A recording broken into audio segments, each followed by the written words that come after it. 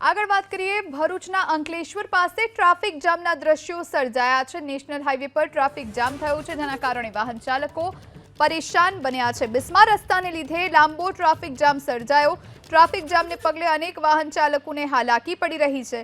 રાજપીપળા ચોકડીથી સારંગપુર તરફનો રસ્તો અતિ બિસ્માર છે, જેના કારણે મસ્ત મોટો ટ્રાફિક જામ સર્જાયો છે। અંકલેશ્વર નજીક આ લાંબો ટ્રાફિક જામ, જેના કારણે વાહન ચાલકો આજે રવિવારના દિવસે અટવાયેલા જોવા મળી રહ્યા છે। તો ટ્રાફિક જામના પગલે વાહન ચાલકોને હાલાકી થઈ રહી છે અને આ કારણ માત્ર ને માત્ર બિસ્માર રોડ રસ્તા છે। રાજપીપળા ચોકડીથી સાળંગપુર તરફનો જે રસ્તો છે અતિ બિસ્માર હાલતમાં છે। ટ્રકો આપ જોઈ રહ્યા છો, 4 વ્હીલર્સ અને 2 વ્હીલર્સ ચાલકો પણ અટવાયેલા નજરે પડી રહ્યા છે। તો બિસ્માર રસ્તાના લીધે આ લાંબો ટ્રાફિક જામ સર્જાયો।